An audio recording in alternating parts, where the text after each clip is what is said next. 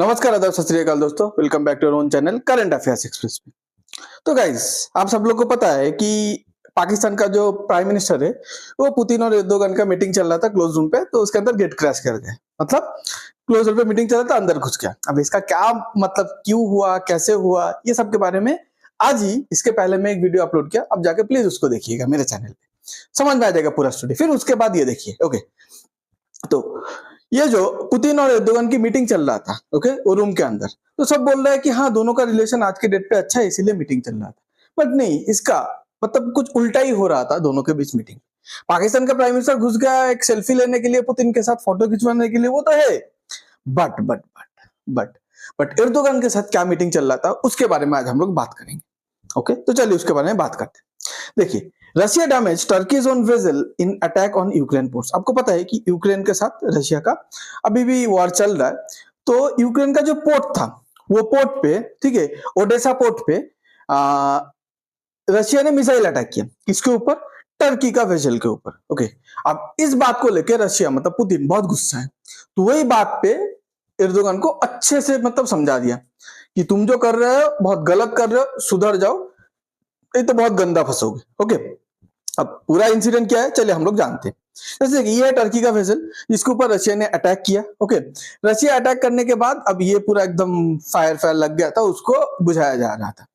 अब आपको बता दो रशिया ने क्यों अटैक किया। Erdogan wants against zone of confrontation in Black Sea after strikes.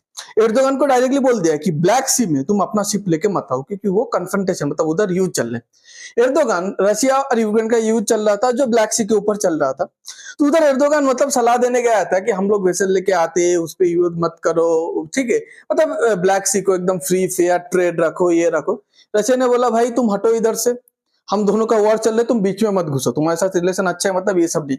But फिर भी टर्की अपना शिप घुसा देता है, रशियन उसके ऊपर डाउट करता है और मिसाइल मार देता है। ऐसा नहीं गलती से लगा, उसको टारगेट करके मिसाइल मारा। ओके, अब ये तो एक चीज है जिसके लिए रशिया बहुत गुस्सा है। ओके, मतलब टर्की के ऊपर। अब और एक चीज है जिसके लिए टर्की के ऊपर रशिया और भी गुस्सा है, पुतिन। आपको पता है कि लास्ट टाइम जब डोनाल्ड ट्रंप का, ठीक है, मतलब प्रेसिडेंसी था 2016 टू 2020, उस टाइम पे टर्की डोनाल्ड ट्रंप के अगेंस्ट पे, यूएसए के अगेंस्ट पे जाके S-400 खरीदता है। खरीदने के बाद क्या करता है, उसको F-35 जो प्रोग्राम था उससे बाहर कर देता है यूएसए।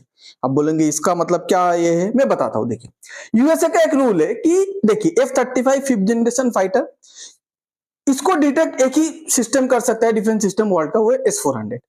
तो यूएसए का एक शर्त रहता है कि जो कंट्री हमारा F-35 लेना चाहता है वो यूएसए का S-400 नहीं खरीद सकता। अब टर्की ऑलरेडी F-35 प्रोग्राम के अंदर था क्योंकि वो नेटो का मेंबर था, पर टर्की S-400 भी खरीद लेता है। तो यूएसए, डोनाल्ड ट्रंप गुस्सा होकर एर्दोगन को क्या करता है, F-35 प्रोग्राम से बाहर निकाल देता है। ये 2020 की कहानी है। उसके बाद आज के डेट पे, ठीक है, आज के डेट पे क्या हुआ, आज के डेट पे एर्दोगन क्या कर रहे हैं, फिर से डोनाल्ड ट्रंप के साथ रिलेशन अच्छा कर रहे हैं। डोनाल्ड ट्रंप के साथ जब रिलेशन अच्छा कर रहे हैं, बोल रहे हैं हम तो नेटो का मेंबर है, ये है, रिलेशन अच्छा रखना पड़ेगा। तो डोनाल्ड ट्रंप एक बात उसको सीधा सीधा बोल दिया कि तुम्हें अगर F-35 प्रोग्राम पे फिर से आना है तो रशिया का जो S-400 है उसको रशिया को वापस दे दो, वो छोड़ना पड़ेगा। तो अब ये प्लान कर रहा है। तो अब रशिया का S-400 छोड़ेगा तो अब पुतिन तो शांत नहीं रहेगा, गुस्सा तो होगा। पुतिन बोलेगा ये क्या दोगलापन है, पहले तुम S-400 खरीदते हो, फिर F-35 पे जाना रहता है, फिर S-400 वापस भेजने की बात करते हो। तो ये चीज का भी गुस्सा कहीं ना कहीं मतलब पुतिन के माइंड पे है, जिसकी वजह से पुतिन ने अच्छे से सुनाया एर्दोगन को, ठीक है।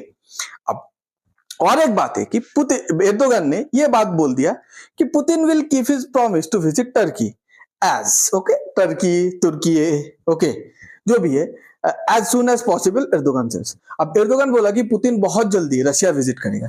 मैं एक बात पूछना चाहता हूं, ये जो बोला है कि बहुत जल्दी रशिया विजिट करेगा, अगर ये मतलब पुतिन विजिट करेगा टर्की पे, अगर विजिट करता है पुतिन, तो क्या ये अपने जो बड़े पापा है डोनाल्ड ट्रंप उसको शांत रख पाएगा? क्योंकि अभी तो वो डोनाल्ड ट्रंप का बहुत करीब आने की कोशिश कर रहे हैं, F-35 प्रोग्राम के अंदर घुसने की कोशिश कर रहे हैं।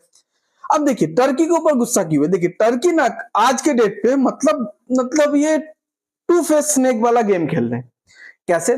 जैसे देखिए, रशिया के साथ अच्छा रिलेशन बनाना चाहते हैं, पुतिन को बोलते हैं हम तो S-400 लिए, तुम्हारा दोस्त रहेंगे, आपको नाटो, उसके बाद यूएसए, यूरोप का पॉलिसी में इंटरेस्ट नहीं है।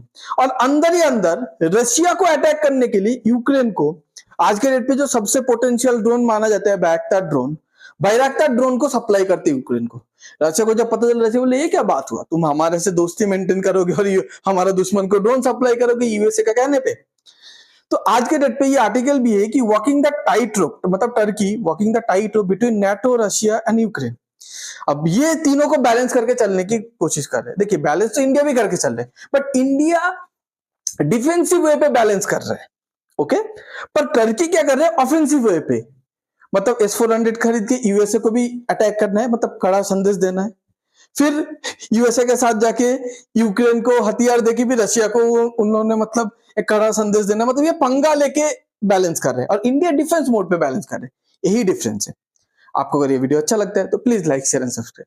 आप पूरे इंसिडेंट के बारे में क्या सोचते हैं प्लीज कमेंट पे बताइएगा। Thanks for being here, your time really matters. God bless you.